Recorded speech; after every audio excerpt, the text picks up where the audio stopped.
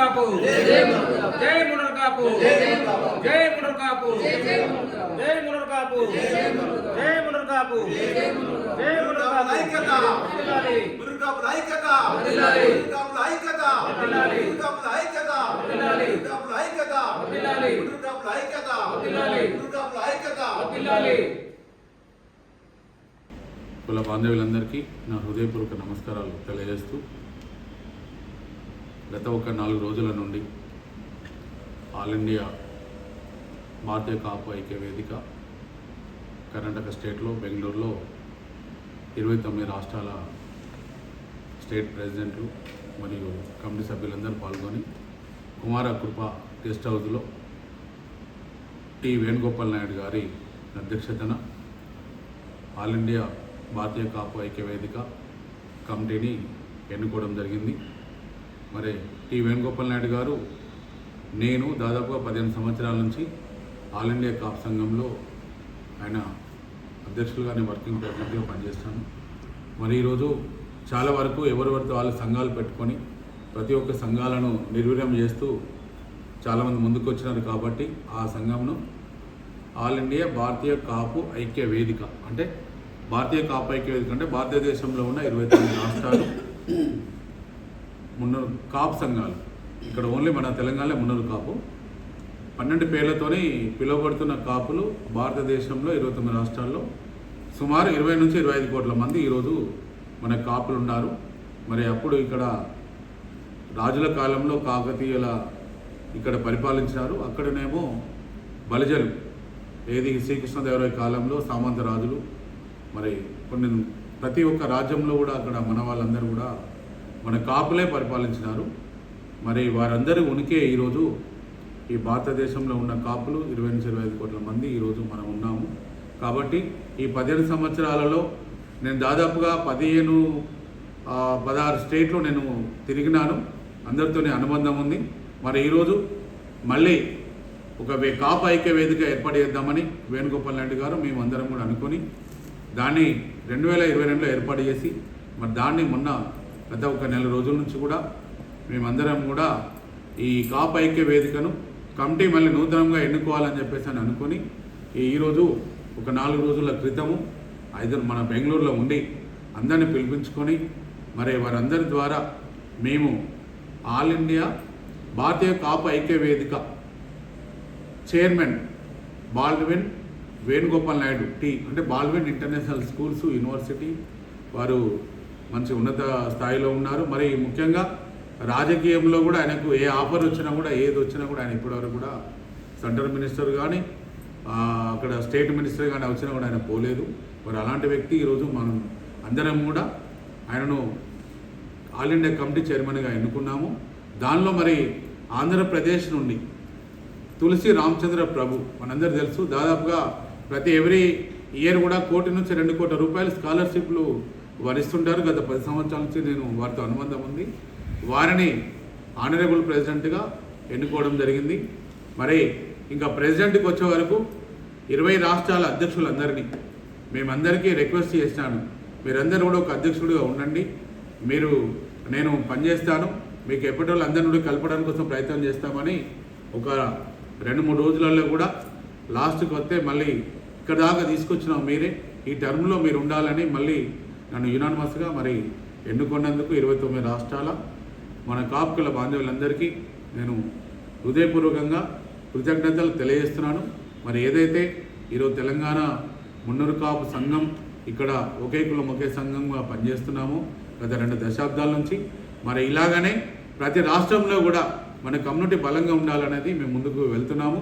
మరి ఈరోజు చూస్తే ఈరోజు ఆంధ్రప్రదేశ్లో మరి మన కాపులకు 2వ స్థానం దక్కిందనేది కూడా మన అందరం కూడా గుర్తించాలి.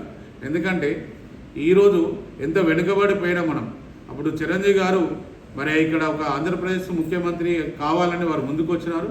మరి కొన్ని ఎమ్మెల్యేలు గెలవడం జరిగింది. దాని తర్వాత మళ్ళీ వారు వెనుకకి వెళ్ళినా కూడా పవన్ కళ్యాణ్ గారు జనసేన పార్టీని స్థాపించి మరి ఒక్క టర్మ్లో అప్పుడు చంద్రబాబు నాయుడు గారికి తెలుగుదేశం పార్టీకి సపోర్ట్ చేస్తున్నారు. తర్వాత రెండోసారి సొంతంగా మరి వారు జనసేన పోటీ చేసినా ఒక ఎమ్మెల్యే గెలిచినా మరి ఎన్ని కుట్రలు చేసినా కూడా మరి వారు మాత్రము మళ్ళీ 5 ఏళ్ళు మళ్ళీ అదే ప్రజలతో పోరాటం చేసి ఈరోజు కూటమి భారతీయ జనతా పార్టీ, టీడీపీ మరియు జనసేన కూటమిగా ఏర్పడి 21 సీట్లు తీసుకొని 21 సీట్లు మరి అసెంబ్లీ శాసనసభ్యులను గెలిపించుకోవడం జరిగింది. మరి పార్లమెంటు 2 తీసుకొని కూడా పార్లమెంటును గెలిపించుకున్నారు. మరి ఈరోజు మన కమ్యూనిటీలో డిప్యూటీ సీఎం దాకా వెళ్ళిన వ్యక్తి ఈరోజు పవన్ కళ్యాణ్ గారు.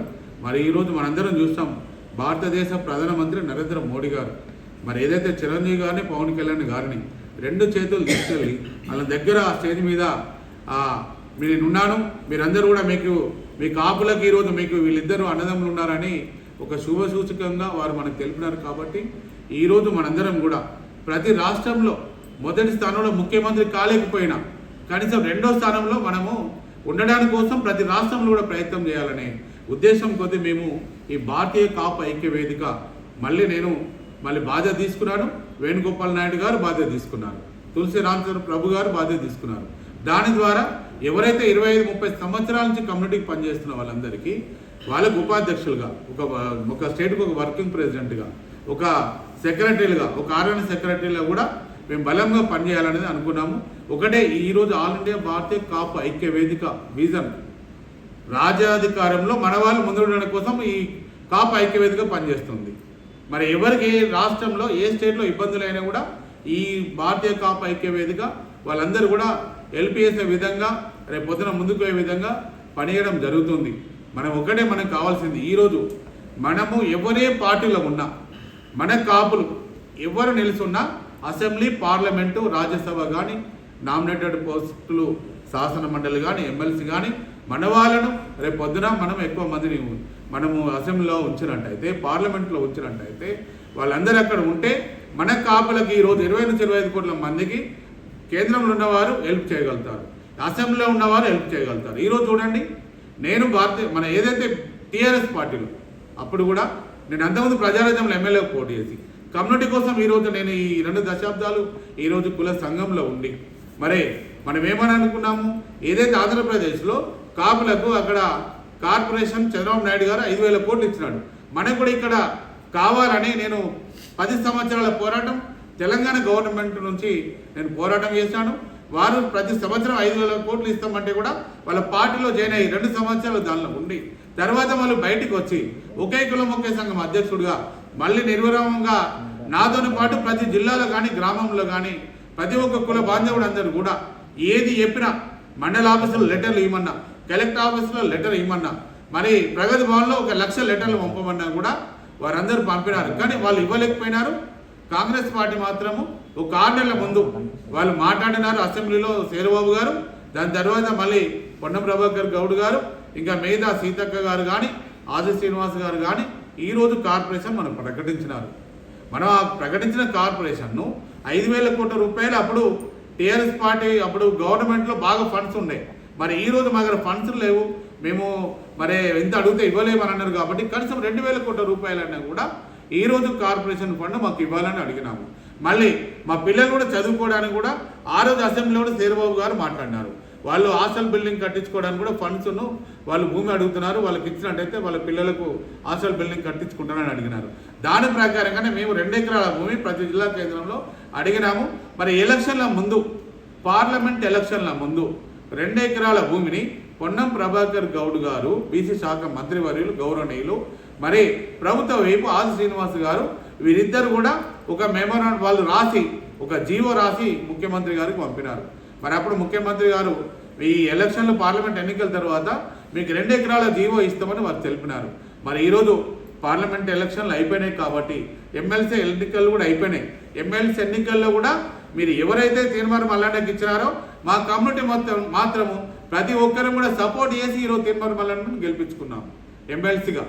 ఎందుకంటే మీరు మాకు కార్పొరేషన్ ఇచ్చినారు కాబట్టి మీకు ఆ రోజు మన అసెంబ్లీలో మీరు గెలిచేందుకు రాజ్యాధికారం రావడానికి మా మున్నూరు కాపులందరూ ప్రయత్నం చేసి మేము గెలిపించుకున్నాము. మరి పార్లమెంట్లో కూడా 8 ప్రతి ఒక్క 8 సీట్లు కూడా ఈరోజు పార్లమెంట్లో గెలిపించుకున్నారంటే మరి మేము సపోర్ట్ చేస్తాం కాబట్టి మీరు సీట్లు గెలుస్తారు. కాబట్టి మాకు ఇవాళ కావాల్సింది ముఖ్యంగా మాకు ఈ ఏదైతే 2,000 కోట్ల రూపాయలు కార్పొరేషన్ ఫండ్, 2 ఎకరాల భూమి, ఆ హాస్టల్ బిల్డింగ్స్ నిర్మాణం చేసుకోవడానికి 5 కోట్ల రూపాయల నిర్మాణం కోసం అడుగుతున్నాము, అవి ఇవ్వాలి. ఇంకా మా కోకాపేటలో ఈరోజు మా ముందు గౌరవ కులస్తులు ఎవరు గౌడ్స్ యాదవులు వాళ్ళందరూ కూడా ఈరోజు బిల్డింగ్లు కట్టించుకొని ఇనాగ్రేషన్ దగ్గర ఉన్నారు. మిగతా వాళ్ళందరూ కూడా స్టార్ట్ అయిపోయినాయి. మరి మాకు కూడా ఫండ్స్ మాత్రం తప్పకుండా 20 కోట్ల రూపాయలు ఇవ్వమని అడుగుతున్నాం. ఎందుకంటే ఆ 10 కోట్ల రూపాయలు మరి అప్పుడక్కడ మీరు ప్లాటింగ్ చేసినప్పుడు గవర్నమెంట్ చేసినప్పుడు ఆ మట్టి రాళ్ళు మొత్తం ఎత్తిపోతున్నారు. మరి ఆ రాళ్ళని తీసేయాలంటే 10 కోట్లు అయితే మా సంఘీపరంగా వేరే కులస్తులకు కూడా రెడ్డిలకు కూడా మీరు 15-20 కోట్లు ఇచ్చినారు. మాకు ఒక 10 కోట్ల రూపాయలు ఇచ్చినట్టయితే ఆత్మగౌరవ భవనం మేము కట్టుకోవడానికి మాకు ఉంటుందని తెలియజేస్తున్నాను. మాకు కూడా రేపు నామినేట్ పదవులలో, ఎందుకంటే ఈరోజు మేము ఎమ్మెల్యేలు తక్కువ ఉన్నాము, మినిస్టర్లు లేరు. మరి మేమైతే ఈరోజు ఎమ్మెల్సీలలో కూడా మాకు ఎన్ని ఇస్తారో తెలియదు, ఒకటి ఇచ్చినారో మేము గెలిపించుకున్నాము. రేపు కార్పొరేషన్లలో కూడా తప్పకుండా మా మున్నూరు కాపుకు జనాభా ప్రాతిపాదికన మీరు ఇవ్వాల్సిందిగా నేను ఒక రాష్ట్ర అధ్యక్షుడిగా నేను ఈరోజు మిమ్మల్ని కోరడం జరుగుతుంది. మరి ఈరోజు మా తెలంగాణలో ఉన్న మున్నూరు కాపుల బాంధవ్యులు 60 లక్షల మంది ఉన్నారు ఈరోజు అయితే. మరి ఈరోజు రాష్ట్రంలో నగర నడిబొడ్డున మేము టెంకా జాగ్ పేరు మీద Telangana Munnuru Kapu association JMD action committee JS పేరు మీద ఉన్న ఈ భవనంలో ఈరోజు మా గ్రేటర్ హైదరాబాద్లో ఉన్న మా కమిటీ సభ్యులు, మరి ఈరోజు గ్రేటర్ హైదరాబాద్ అధ్యక్షుడు ఆర్వి మహేందర్ కుమార్, మా జాయింట్ సెక్రటరీ ముత్యాల రాజశేఖర్ పటేల్, మరి ఇంకా ఆర్గనైజ్ సెక్రటరీ ఆకుల బాలకృష్ణ గారు, మరి అన్న ఇంకా వీళ్ళందరూ రాజబాబు గారు, మన సుధాకర్ అన్న గారు, మరి ములుగు నుంచి జిల్లా నుంచి వచ్చిన మా పిట్టల మధుసూదన్ గారు, మా బండారు లత గారు, మన సురేఖ గారు, ఆకుల నరసింహరావు గారు, లీలావతి గారు, మరి ఇంకా గోలి సుధాకర్ హన్మకొండ నుంచి వచ్చారు, మరి సిద్ధం కుమార్ గారు, జిన్నాల శ్రీనివాసరావు గారు, మన ఇంకా ఇప్పుడే వచ్చేసిన కమిటీ సభ్యులందరూ కూడా ప్రత్యేకంగా మీ అందరికీ దయచేసి మాకు ఏ సంఘాలతో సంబంధం లేదు. కొండ Devanna Telangana Munnuru Kapu association JMD action committee ఒకటి రిజిస్టర్ చేశాము, అందరిని కలుపుకొని పోవాలనుకున్నాము. దాని తర్వాత పటేల్ సంఘం తెలంగాణ మున్నూరు కాపు పటేల్ సంఘము, పటేల్ అని పేరు రావాలి, ఈ తెలంగాణ మున్నూరు కాపులందరూ పటేల్ పిలుచుకోవాలి. కాబట్టి ఆ పటేల్ సంఘమును అక్కడే ఉన్న పెద్ద మనిషి నరసింహరావు గారు రిజిస్టర్ చేయించారు. దయచేసి నాకు 6 సంఘాలు లేవు, నాకు ఎవరితోని ఇబ్బందులు లేవు. మీరైతే సోషల్ మీడియాలో మీ ఇష్టం ఉన్నట్టు పెట్టుకుంటున్నారు, అది మీ విజ్ఞతగా వదిలేస్తున్నా. కొండ దేవన్ అనేవాడు ఈరోజు ఆల్ ఇండియాలో 29 రాష్ట్రాల్లో కూడా ఒక అధ్యక్షుడిగా నూతనంగా ఎన్నికైనా. నాకు ఒక సామాజిక సురూహం ఉంది, నేను ఒక ఎమ్మెల్యేగా పోటీ చేసిన, నేను ఒక సామాజిక సేవలో డాక్టరేట్ తీసుకున్నా, ఈరోజు నిత్యాన సత్రం కట్టినా. ఎందుకంటే ఈరోజు కాచిగూడ వాళ్ళు మీరందరూ నా గురించి మాట్లాడుతున్నారే, మీరు మరి గిన్నెస్ 1930 నుంచి ఉన్నా మీరు ఎందుకు ఒక మున్నూరు కాపు సత్రం కట్టలేకపోయినారు? మీరు ఒక దగ్గర ఒక బిల్డింగ్స్ ఎందుకు కట్టలేకపోయినారు? మీకు హైదరాబాద్లో ఒక ఆఫీస్ కూడా లేదు. ఈరోజు అయితే కిరాయి ఉన్నారు. ఈరోజు సొంత ఆఫీసులో మేము అందరం కూర్చున్నాము. కింద కూడా ఒక 500 మంది ఆఫీస్ కూర్చోవడానికి మాకు హాల్ ఉంది. ప్రతి ఒక్క మహిళలు కూర్చోవచ్చు, బిజినెస్ వాళ్ళు కూర్చోవచ్చు, యువకులు కూర్చోవచ్చు. ఈ రాష్ట్రంలో ప్రతి ఒక్కరు కూడా మున్నూరు కాపులు డెవలప్మెంట్ అవ్వడానికి మున్నూరు కాపులందరూ కూడా ఏ మీటింగ్ పెట్టుకున్నా కూడా ఫ్రీగానే ఇస్తాం, రూపాయి కూడా మేము తీసుకోము. కరెంటు బిల్లు కాడికెళ్ళి కూడా నేను కడతాను అవసరం అయితే. ఆ మొత్తం ఇంటీరియర్ చేపిస్తా. 500 మంది కూర్చునే హాలు ఈ రాష్ట్రంలో మన మున్నూరు కాపు డెవలప్మెంట్ కోసం ఫ్రీగానే హాల్ ఇవ్వడానికి కూడా మేము రెడీ ఉన్నాము. ఎందుకంటే దయచేసి నాకు కాచిగూడ సంఘం కానీ ఎవరితో కూడా సంబంధాలు లేవు. మేము మీ జోలికి రాము, ఆ జోలికి రావద్దు. డెవలప్మెంట్ అయ్యే ముందట మీరు పిచ్చిగా వాట్సాప్లలో పెట్టి మమ్మల్ని విచ్ఛిన్నం చేయాలంటే మా వాళ్ళు కూడా ఎవరు ఊరుకోరు, వాళ్ళు కూడా బుద్ధి చెప్పడానికి కూడా రెడీ ఉంటారని నేను తెలియజేస్తూ, మరి ఈ కార్యక్రమంలో విచ్చేసిన మా గ్రేటర్ హైదరాబాద్ కానీ జిల్లాలు కానీ వీళ్ళందరికీ ప్రత్యేకంగా నేను కృతజ్ఞతలు తెలియజేస్తున్నాను.